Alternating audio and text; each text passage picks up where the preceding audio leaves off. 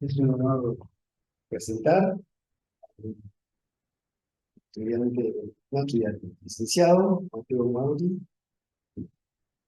de la Universidad de Buenos Aires, y van a presentar una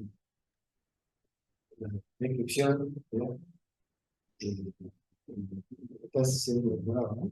Estoy por doctorado, en descripción de la famosa investigado de la tesis. Muchas gracias. Como dice el título de la charla, sobre dos trópicos y combinación directiva, y en concreto sobre la captura de Martin, que creo que se resolvió hace poco. La idea de la charla en general es introducir un poco la combinación directiva, cuáles son algunos problemas principales que hay en el área, y a partir de eso entender cómo que esta combinatura se puede ampliar y después hacer un poco con la demostración y entender cómo que se probó y por qué es que aparece estos elementos trópicos como ingrediente nuevo en este área competitiva. Nada, antes que nada, la charla no es sobre trabajos propios, así que a lo largo voy a ir contando quiénes fueron los distintos autores de este resultado y nada, verdad que todo esta investigación y esto que estoy estudiando fue todo de la mano.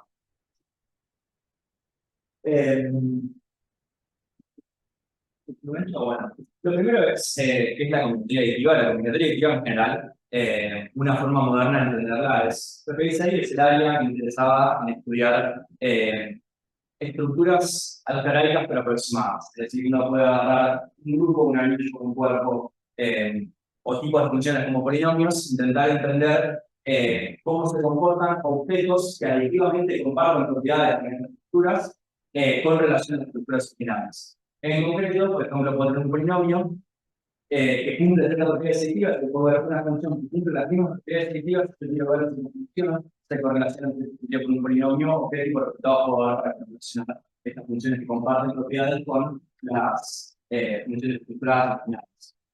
En general, la combinatoria deriva venía más de trabajar con los enteros, los problemas de calcular los tamaños dentro de los enteros, trae de operaciones justamente de adición también de producto, y en los últimos años se empieza a tener un contexto más general, trabajando en un grupo ambiente abstracto, donde si bien acá estoy hablando de combinatoria additiva, no necesariamente tiene que ser la verdad.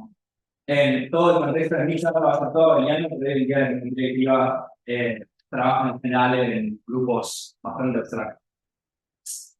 La idea para arrancar es contar un problema abierto, que es una conjetura de Erdos.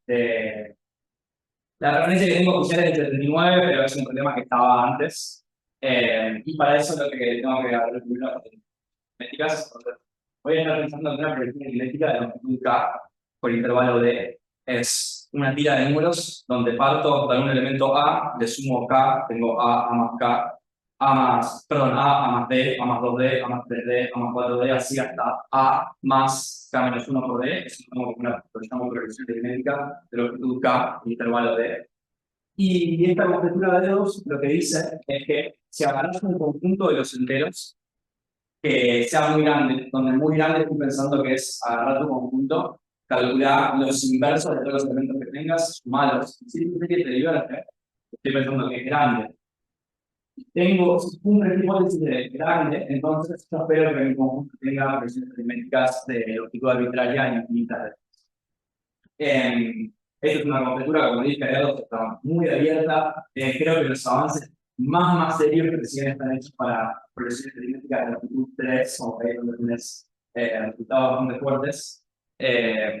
Por eso en esta dirección, en la que en el siglo pasado se hizo un avance importante en lo que se conoce como el teorema de Stern. Como decía, este resultado que tiene este tipo de sabor de densidad, implica progresiones aritméticas. Y el teorema de Semeredio que dice, bueno, vamos a intentar tomar una hipótesis un poco más fuerte, es decir, en vez de tomar la noción de densidad que sea la suma de los inversos de verdad, no, voy a tomar densidad de verdad. Voy a decir, bueno, si me hace un conjunto que es denso de verdad en los naturales, donde denso en los naturales lo pienso como que pienso cuán denso sos desde el 1 hasta n como un conjunto y voy tomando eso con el límite superior hasta el infinito, tomo la densidad superior. Yo tengo un conjunto que tiene densidad superior positiva, entonces hay que demostrar que tiene infinitas proyecciones aritméticas en longitud arbitraria. Ese es el teorema de Semerelli, como dice acá, eso fue resuelto por Semerelli en el 75, después por Furstenberg y después por Gauss. La idea de mencionar las tres demostraciones es que justamente la de Semerelli del 75 es muy combinatoria, más clásica, digamos, los más clásicos. La de Furstenberg empieza a trabajar de un enfoque más de teoría lógica. Y entre el 99 y el 2001, en dos papers, Gauss y otra demostración están en análisis descubierto. Lo que tiene la demostración, en particular la de Gauss, es que años antes Roth había demostrado este resultado, pero en el caso de trabajar con medicados ustedes. Y él lo había hecho por tener análisis de Fourier nada más.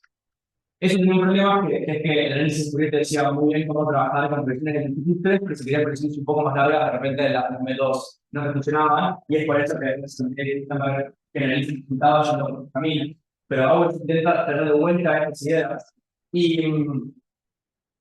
Y como a grandes rasgos, la forma que él viene a hacerlo es hacer varias reducciones del problema, pero en un punto crucial, él define unas normas, que ahora se conocen como normas de uniformidad de Gauss, pero él define estas normas que esencialmente te dicen cuánta estructura aditiva tiene una función.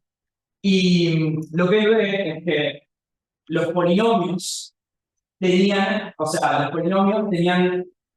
valor grande de estas normas. Y él lo que quería probar era que si una función cualquiera tiene valor grande de normas, entonces se parece un polinomio. Como que él logra demostrar que probablemente el teorema de Semerelli es equivalente a, en cierto sentido, a demostrar que las funciones con norma grande, en esa norma que no voy a definir, en realidad son solo los polinomios. Ese nace como en un primer sentido en el cual se puede ver esta idea que yo decía de una geometría aditiva. Él encuentra que los polinomios cumplen una propiedad aditiva muy fuerte, que es tener una norma grande. Y él dice, bueno, si yo puedo probar que una función cualquiera con norma grande se parece a un polinomio, entonces puedo tener este resultado. Y ese es como el primer tipo de lo que se llama resultado inverso, que aparece acá en la charla, que es un resultado aditivo, justamente. Encontrar algo que tenga propiedades adjetivas similares a una estructura que conocemos como los polinomios y probar que efectivamente se correlacionen con un polinomio. La idea sería ver que una función con norma de Gauss grande se correlaciona en un sentido de producto interno con un polinomio. Él prueba eso en cierto sentido débil, como que encuentra una correlación muy justa como para demostrar el resultado, y en los siguientes años como se fue pudiendo más correlaciones y encontraron resultados inversos importantes, para el tema de Gauss. Pero como ya digo, lo fuerte que tiene esta demostración es que retomó la serie de error, lo hizo con el Fourier, y el enfoque que tuvo en trabajar con este tema de Gauss es como, en cierto sentido, el enfoque correcto, en la idea de que siguió sirviendo para encontrar otros patrones en segundo grupo, así como estudiar de forma sistemática patrones aditivos dentro del conjunto. Algo que me interesa destacar sobre la diferencia entre los dos problemas, con la conjetura abierta que quedó de R2, donde la densidad está descrita como suma de los inversos, y la fue resuelta por Semerelli, donde la densidad es la densidad normal, digamos, es que ciertamente es más general la noción de que la suma de los inversos diversa, en particular hay conjuntos muy específicos que nos pueden interesar entenderlo de esa manera, porque, no sé, si uno agarra los primos, el teorema del nombre primo te dice que la cantidad de primos que tenés hasta n se comporta más o menos como n sobre log n. ¿Está bien? Entonces, si yo de cierta manera quisiera usar algunos de estos resultados, lo primero que me pasa es que cuando intento usar el resultado que ya probamos, que es el de Semerelli, yo puedo calcular la densidad de los primos, es decir, divido esto por n. Y si yo divido esto por n, lo que pasa es que esencialmente me queda que la densidad de los primos es 1 sobre log n, voy teniendo n infinitas, eso se me desvanece, entonces es fácil ver que el resultado probado por Semerelli no me sirve para encontrar patrones en los primos, pero en la conjetura de Erdos sí, ¿no? Porque es sabido que si yo sumo los inversos de los primos, eso diverge. Entonces, es como en esas sutiles cosas en las cuales el problema abierto de Erdos es muy fuerte y sigue siendo bastante deseado. Pero nada, entonces acá que a partir de estas ideas de Bowers, avanzando por este camino, Green y Tao pudieron demostrar en concreto este problema de SMDI, pero en los números primos. No en cualquier conjunto cuya suma inversa es violenta, pero sí acá. Nada, en esta formulación lo único que tiene que ver es que esta cosa está acá es un poco distinto, es que la densidad superior está medida adentro de los primos, entonces en vez de normalizar con n, normaliza con la cantidad de números primos hasta n. Y nada, ellos después pudieron avanzar todavía más y como trabajando con esta maquinaria de normas de Auers sumado a otro resultado de estimar la norma de Auers de la función von Mangold, pudieron avanzar y demostrar que hay infinitos números primos que cumplen la ecuación lineal que vos le pongas básicamente, donde se pueden hacer hipótesis bastante generales, pero estrictas sobre estas ecuaciones. Esencialmente se evitan cosas del estilo de la conjetura de números primos, como que hay todavía no sé instrucciones que no puede resolver y que no se para un enfoque, pero notaron que hay un montón de patrones que cumplen, cosas que estaba abierta a principio del siglo, entonces nada, es un resultado bastante importante, y todo como que nace de aguas. La idea entonces es contar a partir de esto que estoy diciendo, y es la conjetura de Martin y cómo que entra en este cuadro de la arquitectura directiva. Como dije recién, lo que ya apareció es la idea de un problema inverso. La conjetura de Martin es un problema inverso, pero es un problema inverso perspectiva de los grupos. Lo que voy a intentar contarles es cómo que podemos describir a un grupo de forma additiva, cómo es que podemos describir a un objeto que se comporta additivamente como un grupo, y después qué intención podemos tener de correlacionar a un objeto que se comporta como un grupo con un grupo de abajo. Para eso lo primero que voy a hacer es pensar un poco sobre cómo es que puedo describir a un grupo de manera aditiva. La idea general es que si yo tengo un grupo, una de las primeras propiedades que puedo describir un grupo es que cuando yo considero el conjunto de sumas que toma este grupo, me devuelve de vuelta el mismo grupo. Yo acá estoy pensando, cuando digo A más A, que estoy pensando en todas las parejas, no las parejas, sino los números A más B, donde A y B están en A. Entonces un grupo lo primero que cumple es algo de este estilo, y en particular te ocurre lo mismo si quisieras considerar el conjunto de diferencias. El conjunto de diferencias de un grupo te da de vuelta al mismo grupo.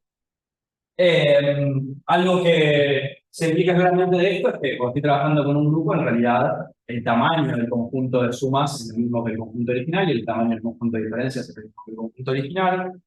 Y en particular, uno se puede preguntar, bueno, ¿qué pasa si tengo esto para un conjunto cualquiera? ¿Qué pasa si hace un conjunto tal que el tamaño de su conjunto de sumas es igual a su conjunto original, ya de vuelta es un grupo? Bueno, casi que sí. En realidad es una clase porque podrías estar shifteando todo por un número y eso te molesta, pero esa es la única función que tenés. Entonces, ya acá tenés una descripción como casi completamente aditiva de lo que es un grupo. Es decir, bueno, tengo un conjunto que el tamaño es cerrado por las sumas, cerrado por las diferencias, entonces no es un grupo, pero es una clase y para nuestros fines por eso estamos perfectos. Esa es la primera idea del grupo que vamos a tener. La primera interpretación aditiva que tiene el grupo acá en esta charla. Claramente, como dice, en realidad lo que vale obviamente para un conjunto cualquiera es esta desigualdad acá. Siempre el conjunto de sumas es más grande que el conjunto original y el conjunto de diferencias también, pero cuando tenés la igualdad, tenés justamente el caso de una clase para las sumas. Uno puede dar dos formulaciones más para entender lo que es un grupo que son útiles también, que es empezar a contar la cantidad de soluciones que cumplen a cierta ecuación. En este caso uno puede ver como lo que se llama la energía aditiva, que es la cantidad de tuplas que me puedo armar, tales que la diferencia entre los dos elementos sea la misma o la suma de los dos elementos sea la misma. uno puede ver que en realidad siempre tenés como mucho A al cubo soluciones, tenés un conjunto A cualquiera, y se da justo la identidad en un grupo esencialmente porque cuando tenés la ecuación puedes elegir tres de los parámetros al azar o como quieras con total libertad, ahí viene A al cubo y puedes buscar el cuarto para que siempre se te solucione la ecuación. Entonces ahí tienes como tu caracterización de lo que es un grupo en un sentido de ecuaciones, pero también con una intención aditiva. Y otra forma más que uno puede pensar un grupo capaz que es un tema probabilístico, es decir, bueno, una manera más de definir un grupo es decir los conjuntos, tomar los conjuntos, lo cual es la probabilidad de que suma 2 caiga uno en un conjunto. Eso, si eso vale 1, entonces estoy trabajando con su grupo. Entonces, la idea es, primero, agarrar esta descripción que tengo de un subgrupo, pero en un contexto aditivo, y ver cómo puedo relajar un poco las hipótesis para empezar a pensar en un grupo aproximado, que vendría a ser ver cuáles son los conjuntos que cumplen algunas propiedades additivas en un grupo. Entonces, lo primero que uno puede decir es, bueno, yo tenía esta desigualdad de acá, que el conjunto de suma siempre es más grande que el conjunto A. Una de las primeras cosas que puede decir para pensar que estoy trabajando en un grupo débil es decir, bueno, o una nación de su grupo débil, es decir, bueno, capaz esta igualdad no se cumple, capaz no tengo de verdad una clase o un subgrupo, pero quizás puedo controlarla en cierto sentido. Es decir, que no quiero que el conjunto de sumas crezca tanto. Donde por crezca tanto, pienso en que es más chico que cada vez es el conjunto original. Esta va a ser como una de las primeras nociones que podemos pensar de escribir a un grupo aproximado con esta idea. Entonces, la idea viene a ser decir, bueno, capaz puedo pensar de esta manera a un grupo aproximado a partir de la primera definición de grupo que tengo, de la segunda, perdón. Con la primera puedo hacer lo similar, en vez de acá poner el conjunto de sumas, poner el conjunto de diferencias. Y con las dos definiciones que di más abajo se puede hacer lo mismo, es decir, en vez de tomar como conjunto de interés el conjunto tal que tenga esta cantidad de soluciones, puedo decir, bueno, el conjunto que tenga A al cubo sobre K soluciones, es decir, capaz tengo la mitad de las soluciones, o un tercio de las soluciones, o un cuarto de las soluciones. O lo mismo poner acá una relación con K.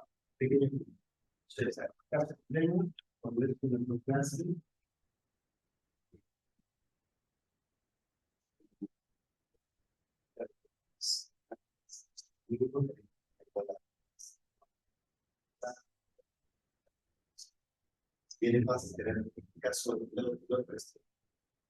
Pues, al ampliar el conjunto, avanzar con el cambio, vamos a ya empieza a cortar el ahora. La del chico, porque típicamente avanzaba con el cambio cuadrado. Si elegís al azar, la suma de casi dos subconjuntos, una se la cuenta del conjunto cuadrado, del cuadrado. En casa con los padres. La única superposición que A más B sería el cuadrado subidos. Así que la suma se juntaba por la representación superposición. Exactamente, sí. Es como que estamos asumiendo, ¿cierto?, como una relación lineal respecto al conjunto de sumas, mientras que lo esperado, digamos, si tiro los áreas, es como cuadrática, entonces es un coste bastante grande decir, asumir esta condición de totalmente.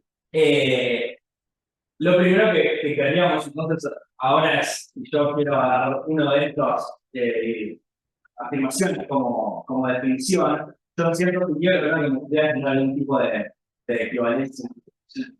Bueno, capaz, si arranco asumiendo esta hipótesis, la segunda es lo mismo que arrancar asumiendo la primera, la tercera, o sea, me gustaría decir que cualquiera de estas equivalencias, cualquiera de estas descripciones que tengo de un conjunto son todas equivalentes directas con el mismo K. Lamentablemente eso no pasa. Yo si puedo fabricarme conjuntos, por ejemplo, tales que su conjunto de diferencias sea más chico que K veces A, pero su conjunto de sumas sea más grande que K veces A. Pero si te permitís relajar un poquito el pedido y te permitís tener una pérdida exponencial en K, entonces se puede. Es decir, uno tiene resultados del estilo, si controlas el tamaño del conjunto de sumas, por k veces el conjunto original, entonces el tamaño del conjunto de diferencias no es más chico que k veces el original, pero quizás algo del estilo k al cubo veces el conjunto original, o algún polinomio evaluado en k. Entonces, en realidad uno puede efectivamente demostrar que todas estas cosas son equivalentes en el sentido de que si vale cualquiera de los ítems, entonces vale cualquiera de los ítems, poniendo en vez de k un polinomio evaluado en k donde los polinomios están todos juntos. Entonces, eso lo primero que te dice es, bueno, tiene sentido empezar a pensar en esto como una especie de definición de grupo aproximado en un sentido aditivo, salvo alguna pérdida polinomial en las constantes. Y medio que también uno aspira a encontrar resultados que sean eficientes en este sentido polinomial. Uno puede caracterizar las cosas en el sentido polinomial sin tener pérdidas mayores en los exponentes. Nada, ya habiendo entendido más o menos lo que es un grupo aproximado, la idea más naive que tenemos un grupo aproximado, voy a comentar un poco más sobre cuál es la conjetura de Martin. La conjetura de Martin es la teorema que dice ahí, que dice lo siguiente, te dice, si vos tenés un conjunto que cumple esta hipótesis de acá, la que habíamos llamado 2 recién, que el conjunto de sumas es más chico que k veces el conjunto A, entonces la manera que tenés de correlacionar a tu conjunto con un grupo de verdad, es decir, que existe un grupo tal que podés cubrir a tu conjunto A original con pocas copias de tu grupo. Pocas copias acá está representada con este P de K, es decir, la cantidad de copias que voy a necesitar la cantidad de clases que voy a necesitar de su grupo H para cubrir a A, va a ser un polinomio que depende de acá, va a tener un pico, y no va a depender, o sea, va a estar fijo para el grupo, no va a depender del conjunto. Y por cómo se demostró, en realidad el polinomio nada más depende de la torsión que tenga el grupo, es decir, para todos los grupos de torsión 2 en la misma forma. Otra hipótesis más que le pedís al grupo H, que puede construir tu conjunto A, es que el tamaño es parecido a A, o sea, el tamaño de H sea más chico que A, si no podría escribir a A trivialmente por todo el conjunto, o algo así, por todo el grupo, o algo así, no tendría sentido. Nada, la conjetura se conocía como la conjetura polinomial de Riemann-Roch, además de la conjetura de Marton, porque estamos en Marton, que es una materia de la información. Y nada, claro también que hasta el resultado concreto en la demostración de esta conjetura, que fue, voy a contar ahora, hecha por Tim Bauer, Ben Green, Ray Manners y Terence Tao, el mejor resultado que había elegido era por Tom Sanders, que había demostrado casi que este mismo resultado, solo que en vez de la constante polinomial o la pérdida polinomial, tenían la pérdida cuasi polinomial, que era elevado a varios logaritmos de K. Y había un salto, era importante hacer el salto a lo polinomial. Por un lado, cualitativo, si quieren, en el sentido de lo que venía diciendo, porque tiene un montón de equivalencias en un sentido nada más polinomial, no me gustaría poder también tener resultados en el estilo polinomial y con una cuestión computacional de que lo polinomial es bastante mejor. Nada, entonces lo que voy a contar ahora es un poco de cómo fue la adaptación de los resultados y de los artículos que fueron escribiendo para demostrar esta conjetura. No, prima era como se le llamaba también antes, son equivalentes.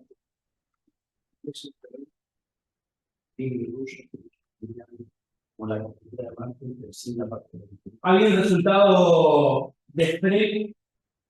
Hay muchos resultados del estilo, resultados del estilo de Feynman, que esencialmente lo que te dicen es, si tenés un conjunto que se comporta adecuadamente como un grupo, va a ser el estilo, entonces lo puedo de verdad correlacionar con operaciones aritméticas o subgrupos o algún tipo de estructura algebraica más definida. Como que este resultado cae dentro de una familia de resultados del estilo de problema inverso de Feynman. Que nada, como que sí es verdad que hay una familia de resultados similares a uno principalmente por Feynman, pero sí, es una instancia más de Sí. Y acá en el grupo de Sanders, pero ya al principio, ¿no? O sea, la novedad del teorema es hecho por una específica, ya había muy difícil. Resultados cualitativos, sí. Resultados cualitativos, como que este problema inverso de decir, me parezco a un grupo, entonces me relaciono con un grupo, ya había familia de resultados de eso, sí.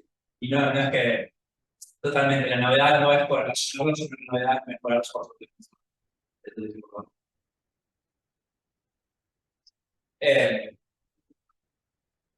Entonces, como decía, nada, hay una familia de papers, artículos que se sirven para llegar a la conjetura.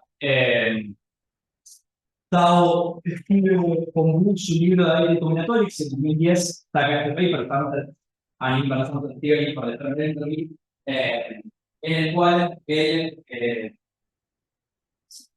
esencialmente lo que hace es empezar a escribir un montón de teoremas y de problemas que uno tenía en combinatoria aditiva en un sentido más clásico en contexto entrópico. ¿Cuál es el centro del contexto entrópico? Bueno, puede contar bien, pero esencialmente uno puede pensar que cuando uno tiene conjuntos y le mide el tamaño, ese cierto sentido es análogo a la medida aleatoria y medir su entropía.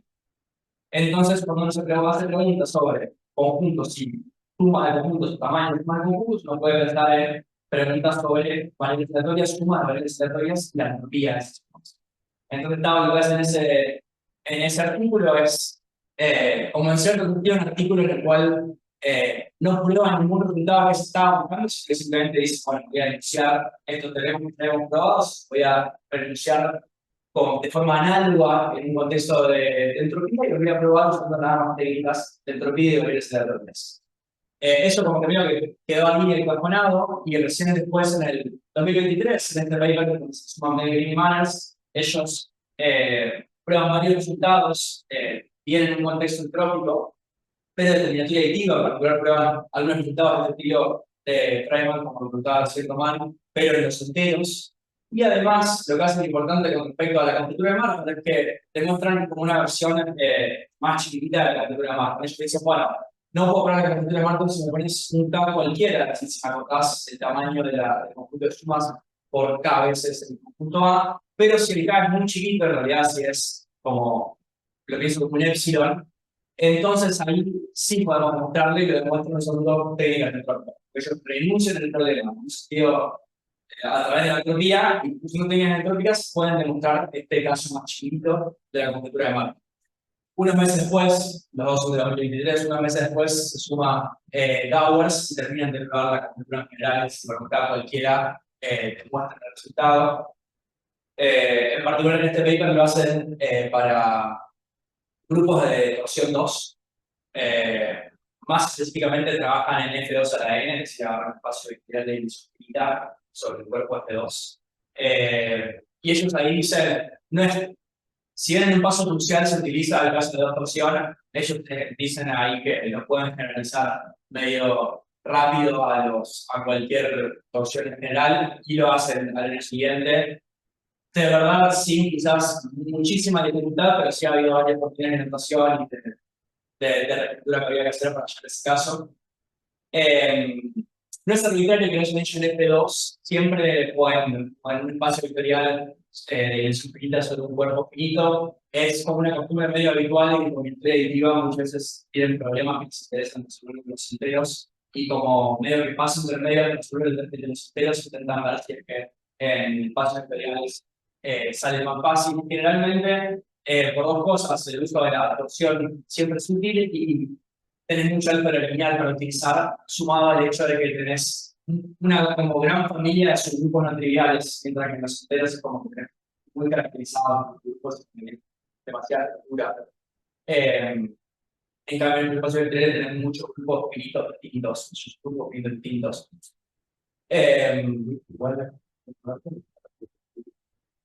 La conjetura de Markov, como la dije, es para grupos alineados finitos, totalmente.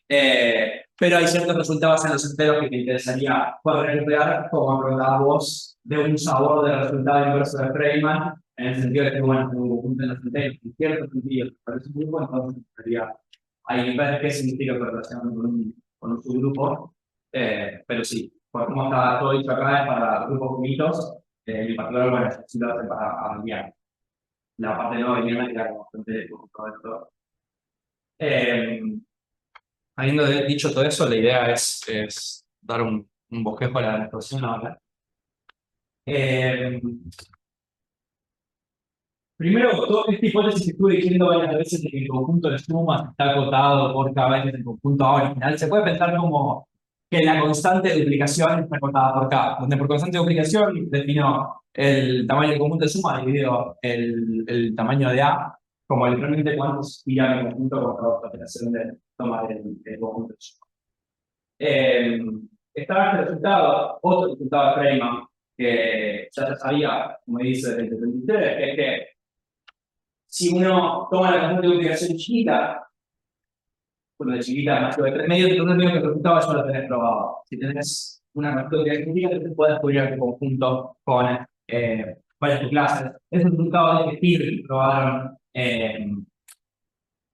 Green, Manner citado en este paper que les queda en el medio. Ellos renuncian como algo de este estilo, pero en un contexto entrópico y prueban que cuando piden una constante de duplicación más chica que alguna epsilon particular, entonces pueden tener resultados.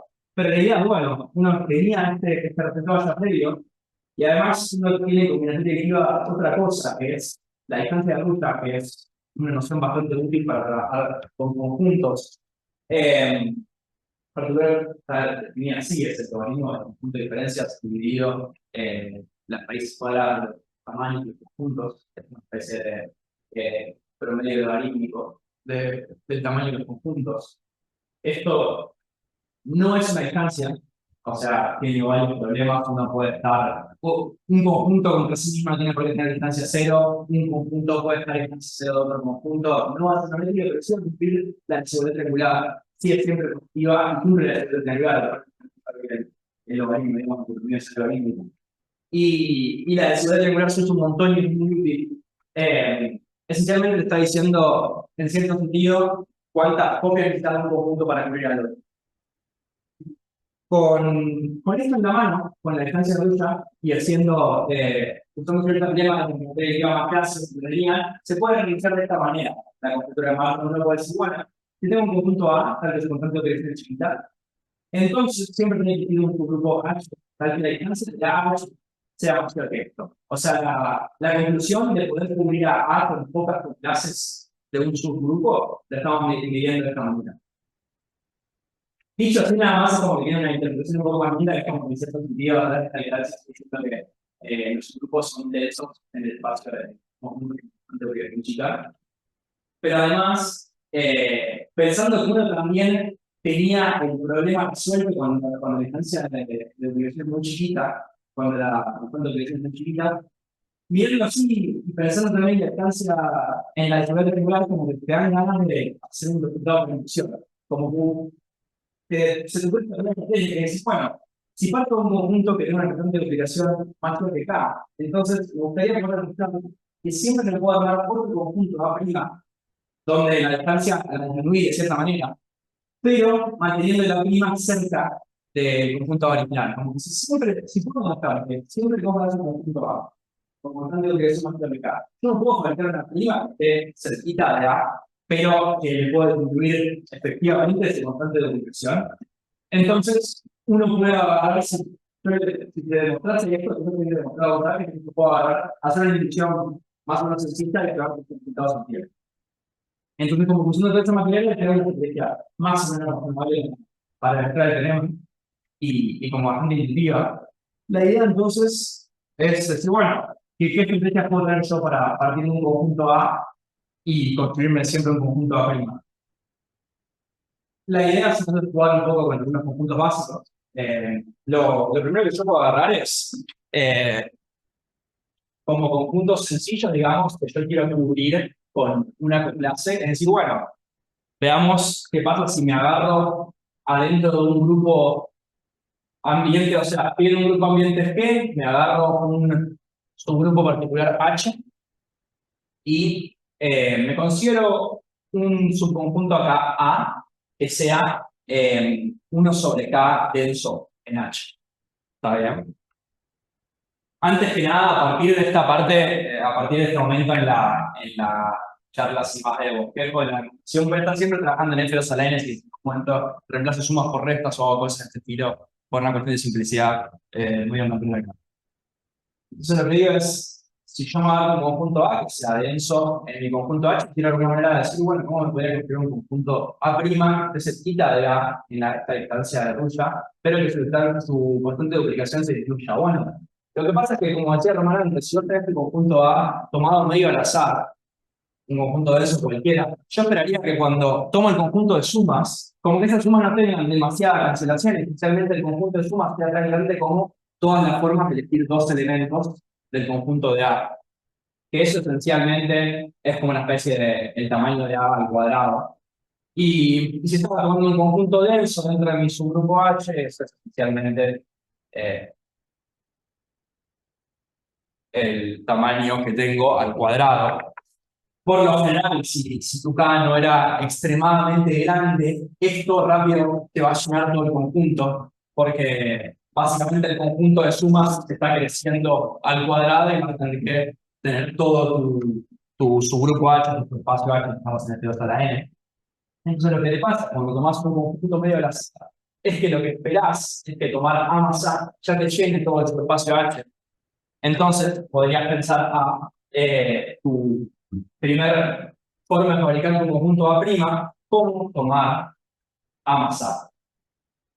Hacer esto, en este caso, te va a dar todo el subespacio H, ese subespacio H se puede ver con una cuenta medio sencilla que está en distancia de ruta cerca de A y además un constante de duplicación, como es un subgrupo, va a ser 1. Entonces vas a ver disminuir la constante de duplicación mientras que no estuviste cerca en la distancia de ruta. Esta estrategia se puede romper fácil porque yo puedo agarrar otra cosa. Yo puedo, en vez de pensar en un conjunto denso dentro de un subespacio, yo podría agarrar y decir, bueno, agarrate un subespacio H y, y ahora en vez de tomar un denso ahí, tomate varias coclases en tu subespacio H. O sea, tomate K coclases en tu subespacio H medio que tuviese al azar. Ahora lo que te pasa es que cuando consideras el conjunto de sumas de este conjunto A, o sea, cuando hagas este más este, lo que estás haciendo es que como agarraste las clases medio al azar, la suma de dos coclases te va a dar una nueva coclase. Y como elegiste las coclases al azar, es como que si tenías K, ahora vas a tener K cuadrado de coclases. Entonces, el conjunto que te fabriques va a tener una constante de duplicación muy mala. Así que tomar el conjunto de sumas como que te dispersa el error en vez de reducírtelo. Lo que uno puede hacer en este caso, es decir, si tenés la unión de varias clases, es saber decir, bueno, el conjunto que yo me querría tomar como conjunto cercano en distancia de Ruya, pero con una dirección más chica, es una sola copia de coclases, eso es lo que me serviría. Entonces lo que vas a pensar es que puedes agarrar tu conjunto original, desplazarlo, como moverlo hasta acá, y tomar intersección con tu conjunto original. Lo que estoy diciendo en concreto es que podrías tomar a tu A' como tu conjunto desde el que partiste A, intersectado con algún trasladado de tu conjunto A' para alguna H particular. Esa operación, en este caso, te funciona. O sea, tenemos un ejemplo en el cual la primera operación se nos rompía, pero esta nueva operación ahora sí funciona. No sé con cuál más. Sí, yo no sé si le estoy matando. Perfecto.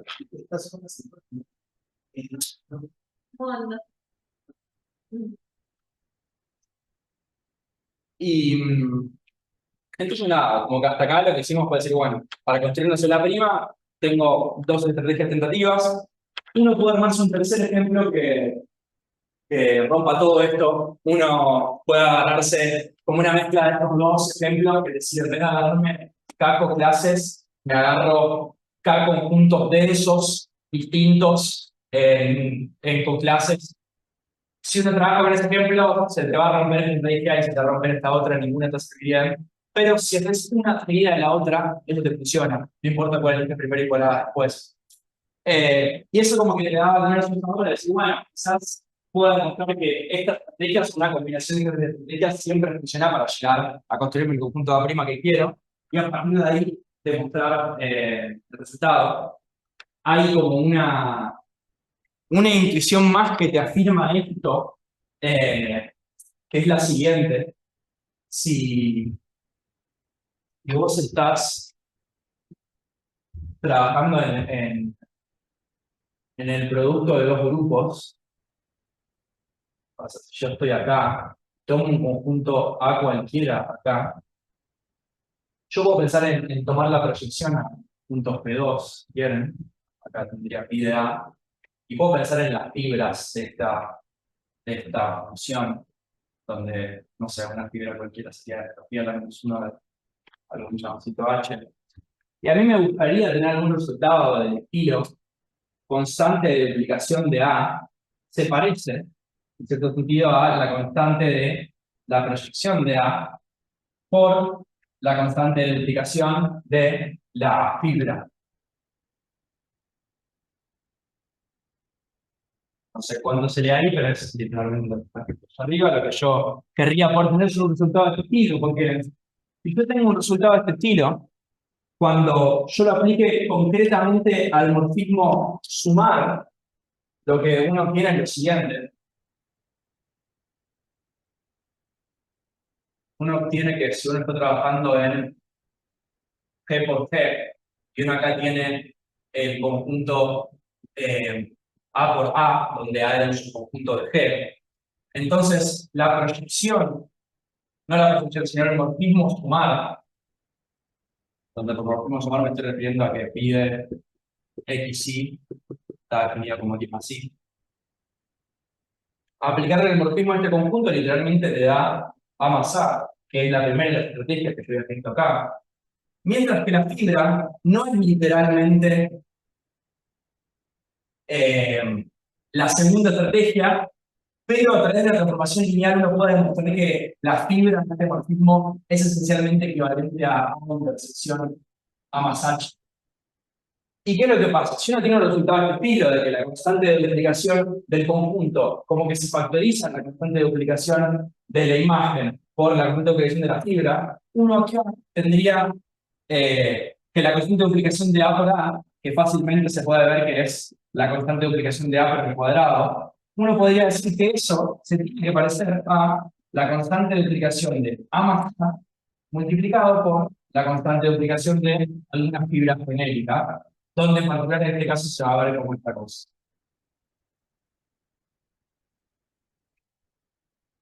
Un resultado de estilo, creo que te diría, que tu constante de duplicación que vos controlás por K, o sea, tu constante de duplicación al cuadrado está controlada por K al cuadrado, sería más o menos similar a la constante de duplicación de A más A por la constante de duplicación de la intersección de A más H. Entonces, ¿qué te estaría diciendo? Que al menos alguna de estas dos cosas tiene que ser más chico que K para que el promedio tenga sentido. Si yo sé que algunas de estas estrategias me dan un conjunto, una constante de duplicación más chico que K, al menos estoy diciendo, bueno, las dos estrategias que planteé, si bien quizás no me acercan los resultados, sí también me peor, así que siempre una sola funciona. Y todavía más, si tengo resultados de este estilo, puedo decir, bueno, obtengo algo que me sirve, es decir, alguno de estos dos disminuye efectivamente la constante de duplicación de mi conjunto, o ocurre algo particular en el cual estoy como forzando al borde de esta igualdad y quizás acá puedo concluir el argumento de alguna otra manera para demostrar que me puedo armar una estrategia para construirme a mi conjunto A'. Esta idea así planteada la tenían ya hace varios años, pero el tema es que en el contexto de combinatoria additiva no funciona, no se puede hacer bien. Es todas las cosas que les acabo de contar acá en mentira, no valen, nos encantaría tener algún estilo, pero no se puede. Y es acá donde entra la entropía, como para formalizar bien este tipo de ideas es en los cuales se vuelve crucial trabajar con entropía. Acá está bueno, lo último que dije. Y acá me parece que la entropía en sí es esta cuenta acá. estamos trabajando con variables aleatorias de repente, es decir, donde tenía conjuntos del grupo ambiente G, ahora tengo variables aleatorias con valores G. La entropía del aleatorio tiene dado después. Nada más. Y el nexo fuerte que tengo entre conjuntos y variables aleatorias es que si yo tomo un punto A y tomo la variable aleatoria uniforme, ese conjunto A, cuando yo derribo la entropía, es literalmente el logaritmo del tamaño de A. Entonces yo cuando no podía medir tamaño de conjuntos, yo ahora puedo medir entropías de variables aleatorias uniformes en ese conjunto, entonces me da un puente para trabajar entre conjuntos y variables aleatorias.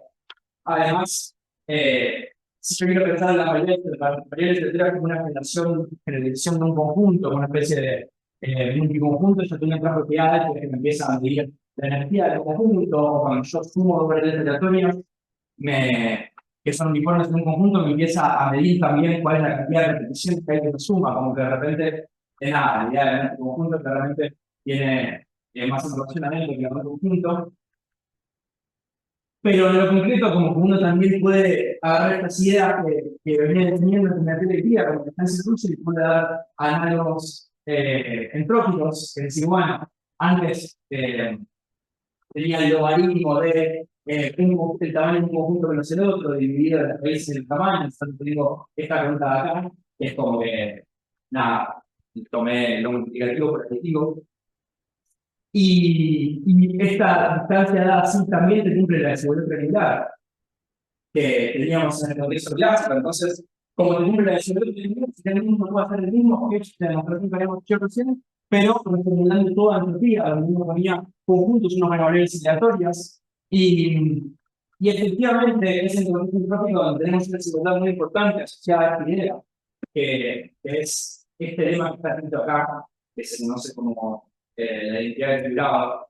¿Cómo hay que leerlo? Hay que leerlo de la siguiente forma. Uno acá tiene la distancia entre dos variables aleatorias, que uno puede pensar que es la distancia de ruta entre dos conjuntos. Acá uno tiene la distancia de las dos proyecciones, que yo estoy pensando que está asociado a esta idea de acá, ¿no? De la proyección. Yo estoy midiendo la distancia entre dos conjuntos como la distancia de las dos proyecciones de los conjuntos más la distancia de estos conjuntos condicionados, que no hay que meterme concretamente en qué significa conjunto condicionado, pero no puede ser que está hablando de la física, que está diciendo, bueno, ¿cómo se comporta tu conjunto condicionado a que sé cuándo vale cuando le aplico el morfismo? Y tengo un término de error, que es información mutua que me parece. No importa en qué información mutua, pero bueno, es una especie de covarianza que tienen las redes de tres vueltas. Este resultado es literalmente análogo a este tipo de resultado que uno quería conseguir en este caso, que te dice, bueno, la distancia se mide con la distancia de la reflexión, más la distancia de las fibras, más un término de error. Entonces puedo ahora decir, bueno, si vos tenés dos conjuntos, o un conjunto si querés, y querés encontrar un conjunto que esté más cerca, lo que puedes hacer es armar la estrategia que teníamos, ver si alguna de las otras leyes funciona, es decir, ver si pudiste disminuir esta distancia, o si pudiste disminuir esta distancia. Si no pudiste disminuir ninguna de las otras distancias de las estrategias que venimos haciendo, entonces lo que tenés que hacer necesariamente es que esto tiene que ser muy chiquito. Y lo que puedes hacer es como cuantificar cuán mal te salió hacer estas dos estrategias. Y la idea de la demostración es igual, voy a como usar esas estrategias ahí concatenadamente y asumiendo que nunca funciona, que nunca funciona, que nunca funciona, que nunca funciona. A través de hacer eso, uno tiene como unas cuotas sobre el muy fuertes, y una vez uno tiene como estas cuotas fuertes de acá, uno puede arremangarse y hacer unas cuentas a través de un resultado que se llama el teorema de valores en Gauss, que es una cosa que nada, usaban en predictiva ya hace tiempo, y concreto como una tercera estrategia de definiciones sin que ninguna de las dos anteriores funcionaba. Pero de vuelta, porque el hecho crucial es poder agarrar y cuantificar esta estrategia en un resultado concreto, que es el resultado que te da el contexto propio.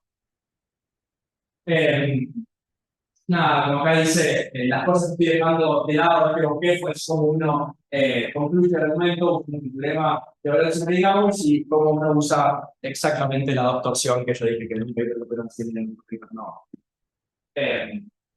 No sé cómo vengo de tiempo ahora.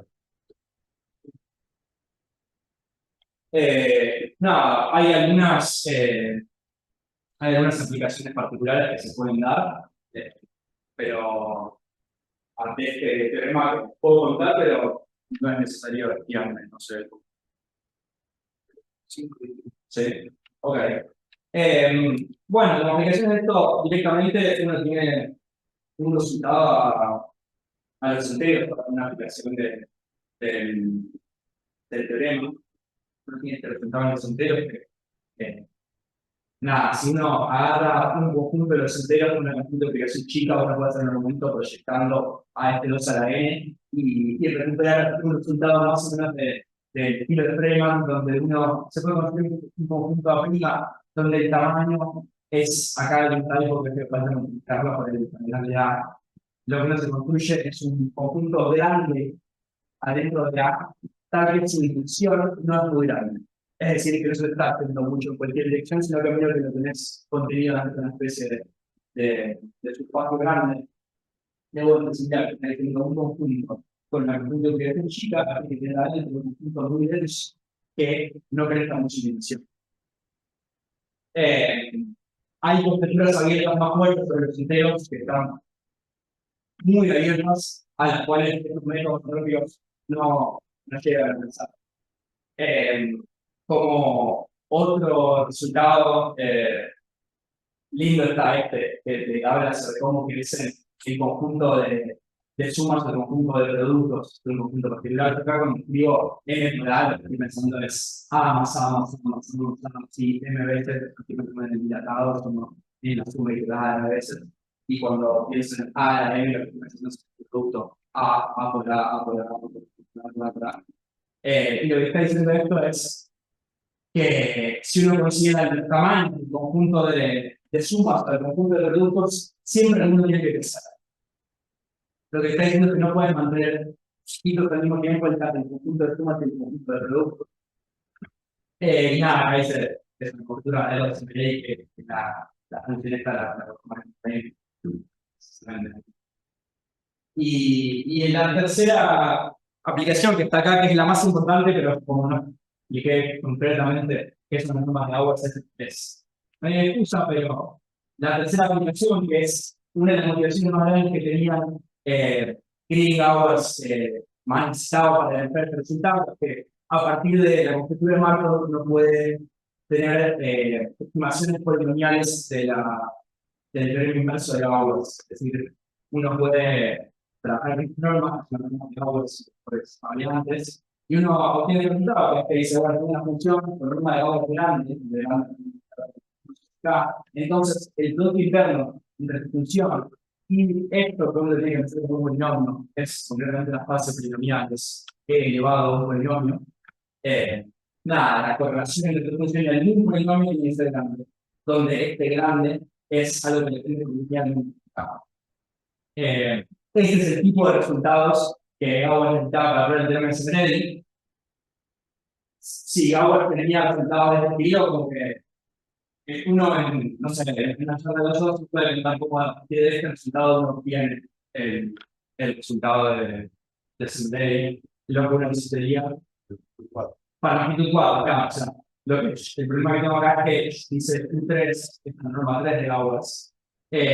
La norma 3 de Auer está ligada a la presión simétrica en magnitud 4, la norma K de Auer está ligada a la presión simétrica en K más 1. Lo que uno querría es un resultado de este estilo, pero para cualquier K, y de eso estaba cerca. En el contexto de FP a la N, para las normas 3 de Auer tenemos esto, pero si uno sube a normas 4, 5, 6, 7, 8, ya tenemos la correlación polinomial más.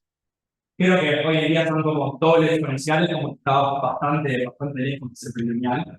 Y ya tener el caso cualitativo te da como un teorema inverso, te da un teorema de Semerelli cualitativo. Pero si uno puede tener muy buenas constantes acá, uno podría tener un teorema de Semerelli más cuantitativo, y si uno tuviese un teorema de Semerelli cuantitativo, uno podría empezar a atacar el problema este de R2 con el que arranqué la charla. Medio que esencialmente es bastante literal, si uno tiene un teorema de Semerelli muy buena a nivel competitivo, entonces no tiene cierto valor, que es muy interesante ponerse a resolver los problemas inversos de las normas de Gauss. Esa es la presentación en sí.